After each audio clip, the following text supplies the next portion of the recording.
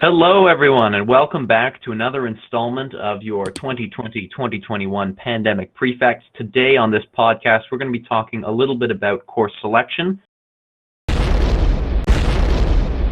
We, as prefects, all really look back fondly on our experience with Mr. Farrar in grade 10, and there's a lot of students where I know it's a really challenging decision to decide whether to take that in the summer as a potentially easier course, so you can take a second or third art or a second kind of elective course. And I would say that's kind of your first option into taking an easier route, and doing something like history would be something that would be really beneficial. I just want to say, Mr. Farrar teaches it. I love it. I love when I handed in my exam, grade 10, he starts shaking my paper. He says, "Isn't there supposed to be an LCBO gift card dropping out of here or something?" Like, you don't get that with something with another teacher. So I would recommend taking that course. Yeah, like I remember Paolo doing the plank for like 20 minutes because he forgot to do his homework. And like, I remember those kids. Oh yeah, I remember that. Very clearly. That was, oh man. And Paolo did his homework after that.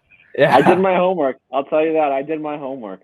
Talk about learning experience. The guys that I knew who took history in the summer at like BSS or whatever, they came back to school and we were all having so much fun with Mr. Farrar and like having like such like a great learning experience with him. Like, they actually regretted it in the end. They're like, damn, I wish I had Mr. Farrar at the end of the day. Why did I do that in the summer? I could have taken something else that would have freed up my load. If you do decide to take online history, it's not the end of the world, but in our collective experience, it's so worth taking. In general, history is such a fundamental field to have a general knowledge of, and you're obviously going to learn better in the classroom. And Mr. Farrar, as Mason mentioned, he's such a dynamic and engaging teacher and very humorous that it's a really enjoyable course to be in. Yeah, so I might touch on one other course. Personally, there have been so many that for me have been formative, and of course, hardware, of course, capstone, as we've already touched on. One of them, which I think is perhaps a little lesser known at RSGC, is film studies. So if you're interested in film or interested in English, film studies was absolutely fantastic. It's a grade 12 course, and I took it in grade 11, so this leads into our next point. But it was really, really fantastic. If you have the opportunity to take it, most certainly do. If you're interested in the humanities, the different layered approach to qualitative analysis and the ways you can, like, we were writing essays that combined like Freudian analysis, and you get to watch movies, which of course is awesome. But I really came away from the course with a deeper appreciation of films in general and the way they're put together. And the course has a great balance between delving deep into the analysis of film and kind of humanities in general, but also for those who are more interested in the media art side or production side of film, there was a good healthy dose of that as well. And you get to be in a mix of grade 11s and 12s, which is really fun, especially as grade 11. My little course that I want to shine a little light on, which I took in grade 11, and it's a grade 12 course, which was so beneficial to me because I'm using this course as one of my top 6 for university. And this is the politics course taught by Mr. Hutton. This course was so fun to take. First of all, Mr. Hutton is a great teacher. He really knows how to teach the course. He's a very neutral teacher, doesn't really put any of his political views into what he teaches, because in a course like politics, that's something that you really don't want to do. You don't want to impose your ideas, and he doesn't do that at all.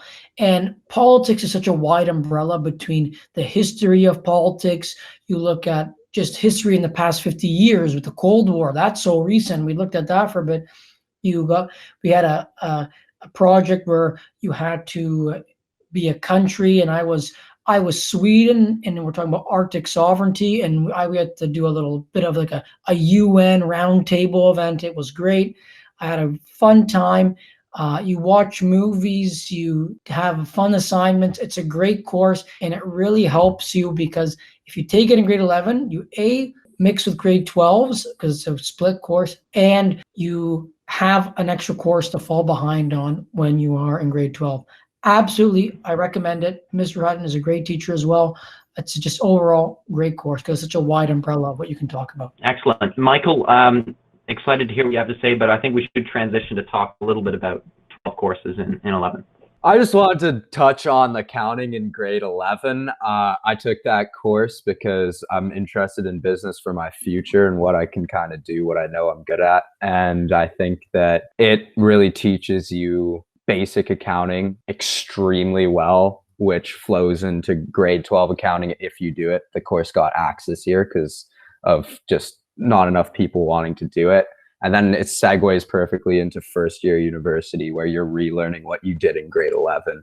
And I just wanted to say, it might not be for you if you're not a business guy, but accounting's the language of business. It's the foundation. You have to build up from there. Grade 12 courses in grade 11. Why should we take it? Why shouldn't we?